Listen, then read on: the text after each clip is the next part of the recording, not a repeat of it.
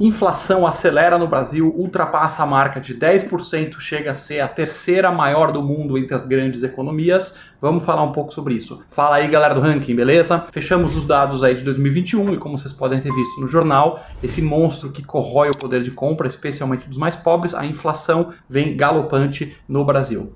Bom, fazendo uma pequena análise, o que a gente pode concluir disso? Em primeiro lugar, obviamente, se trata de um fenômeno global, então não dá para entender o Brasil de forma isolada. Veio a pandemia, praticamente todos os governos do mundo começaram a injetar dinheiro na economia, quer dizer, começaram a fabricar um negócio que é fictício, que é a moeda, né? O dinheiro, ele não pode ser comido, não pode ser bebido, a gente frequentemente fala disso aqui no canal, ele é simplesmente o dinheiro, um símbolo das coisas de verdade. Então você quer as coisas de verdade, certo? Você quer o carro, você quer o corte de cabelo, você quer estadia no hotel, você quer roupa, você quer comida, essas coisas de verdade, tem dinheiro do outro lado que simboliza essas coisas.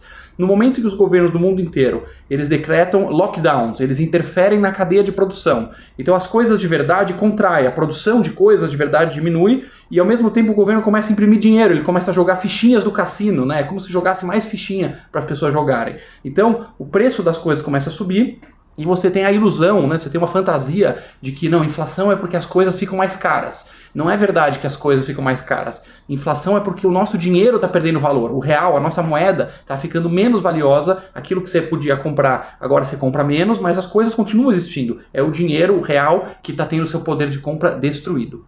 Agora, como eu falei, nós tivemos recordes de inflação por todo o mundo. A Europa, que trabalhava na casa de 1 a 2% de inflação, teve 5% de inflação. Os Estados Unidos, esse ano de 2021, tiveram 7% de inflação, foi a maior dos últimos 40 anos, né? Desde 1982 não havia uma inflação tão grande nos Estados Unidos. E o Brasil também está com inflação galopante, em 10,2%, se não me engano. E aí já saiu os oportunistas de plantão, né? A Gleisi Hoffmann do PT já tweetou lá, inflação é a maior desde 2015, esse desgoverno do Bolsonaro, blá blá blá, etc. E é engraçado o nível de cara de pau dessa turma, porque assim, ela mesma fala, a inflação é a maior desde 2015. 2015. Quem estava no poder em 2015, Gleisi? Dilma? Que Dilma? Você já ouviu falar de alguma Dilma? Você já escutou esse nome em algum lugar? Dilma Rousseff? Te lembra alguma coisa? Porque parece que ela sumiu dos livros do PT, né? Ela desapareceu completamente das narrativas.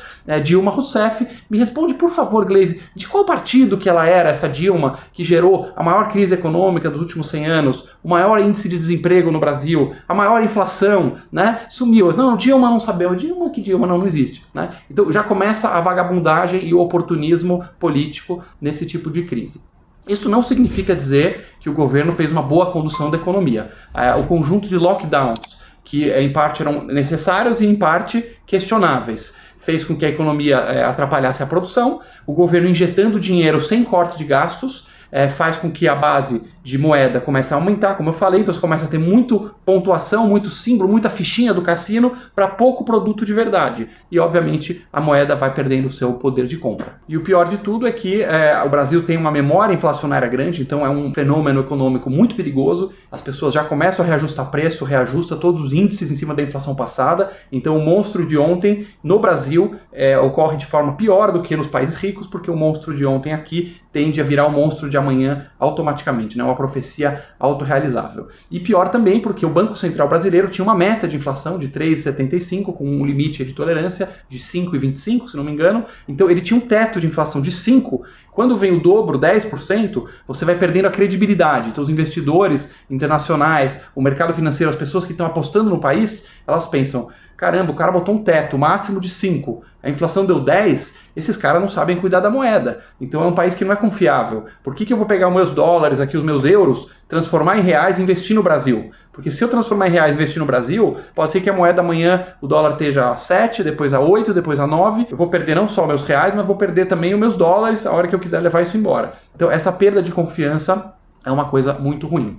E também porque a causa maior da inflação no Brasil foi justamente o câmbio. Então, vou explicar aqui, vocês lembram que o dólar estava na casa de R$4 até antes da pandemia. Então, sei lá, o gringo chegava aqui com $1, comprava R$4 e investia. Hoje o dólar já está próximo a R$6. Então, todos os produtos que o Brasil produz, que podem ser exportados, e todos os produtos do exterior que podem ser importados, os seus preços são definidos em dólar pelo mercado global. Então, portanto, quando você vai comprar, por exemplo, uma tonelada de trigo para fazer pãozinho, ou petróleo, ou aço, ou qualquer coisa, ou vender ou comprar, automaticamente, pelo câmbio ter subido, do R$4 para os 6, isso automaticamente impacta nos preços aqui no Brasil em reais. Então essa é a principal razão da inflação, é o preço do câmbio que subiu, fazendo com que todos os produtos globais que são precificados em dólar tenham seu preço aqui em reais aumentado. Qual é a solução para a inflação, pessoal? A solução é a mesma que em qualquer lugar do mundo, não tem mágica, chama-se equilíbrio das contas do governo. A inflação tem sempre uma mesma raiz. O governo,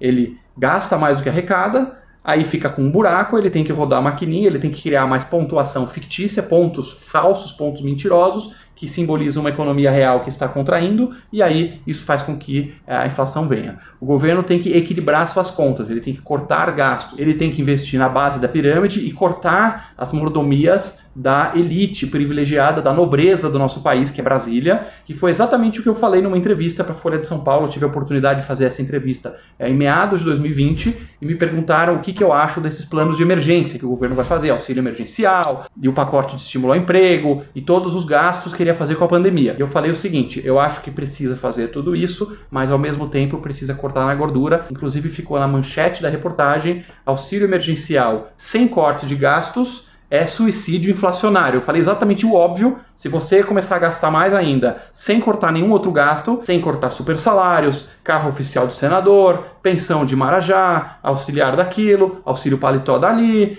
carguinho estatal. Se você começar a torrar mais dinheiro ainda, sem cortar gastos, você vai ter hiperinflação. E aí foi engraçado que toda a galera veio, todos os populistas pra cima de mim, recebi um monte de mensagem, até guilhotina me mandaram, como se, seu malvado, você é contra a população humilde. Eu só falei o óbvio, vai vir inflação e a inflação machuca justamente os humildes, tá? Quem mais se ferra com a inflação no país é sempre o humilde, porque o humilde, ele não tem fundos protegidos da inflação, igual os ricos têm, o humilde não tem reserva de emergência, o humilde não tem conta no exterior, o humilde está lá e ele vai receber um aumento salarial minúsculo um ano depois da inflação acontecer, enquanto isso, o poder de compra da moeda do salário dele derretendo, e hoje você vê esse fenômeno da galera que não consegue mais comprar carne, quem podia comprar uma carninha no mercado, hoje está comprando osso e está pedindo o resto de carne e não consegue mais nem atender a cesta básica, as necessidades mínimas da família por conta desse demônio da inflação que está devorando o poder de compra. E aí quando você aponta isso, você é o mensageiro que traz essa informação, você é atacado porque a galera acha que dinheiro cai do céu e que a economia é um negócio mágico, sabe, que vem de Marte e que se você não falar o óbvio, você é um malvadão. Enfim, o cenário futuro agora não é muito positivo porque as economias ricas agora estão tendo que aumentar juros para poder conter a inflação. Você aumenta juros, as pessoas param de gastar dinheiro, param de consumir, começam a aplicar mais, que vale a pena, né? O juro começa a ficar mais interessante você aplicar no banco. O consumidor que vai financiar seu consumo, ele começa a achar mais caro o financiamento, porque o juro está mais alto, então as pessoas esfriam o consumo, você compra menos bens e serviços, e aí isso tende a conter a inflação. O problema é que se os juros lá fora sobem, os juros aqui no Brasil obrigatoriamente também tem que subir. Porque imagina você que você tem aqui para aplicar dinheiro, você é um investidor internacional, você pode aplicar nos Estados Unidos, na Alemanha, no Japão, que é mais seguro, mais confiável, ou aplicar para o governo brasileiro, que é famoso por ser irresponsável. Então, se o juro aqui sobe e esse juro ficar parado, você vai tirar todo o dinheiro do Brasil e levar lá para esses países sérios. E aí o dinheiro sai mais ainda, o câmbio sobe mais ainda, então aumenta o problema. Portanto, o Brasil é obrigado a acompanhar e pagar mais juros, então isso vai consumir mais ainda do orçamento público, gasto com juros. A gente entra nesse círculo maldito aí, graças à irresponsabilidade do passado, graças ao populismo, graças a gente não querer levar a sério e não fazer a nossa lição de casa direito. Enquanto isso, os populistas da oposição, uma parte da extrema esquerda, até irônico, questionando a inflação, gritando, fique em casa, a economia a gente vê depois, agora a economia chegou, e nos nossos vizinhos aqui, que eles tanto amam, a Argentina fechou ano passado com 50% de inflação, quer dizer, 5 vezes mais que o Brasil, a Venezuela, nossos queridos vizinhos, fechou com 700% de inflação, então esse pessoal não tem moral nenhuma para falar nada da inflação no Brasil, porque os queridinhos que eles tanto admiram estão muito pior. E você, pessoa física que está me acompanhando aqui, tem formas de ajudar a proteger o seu patrimônio.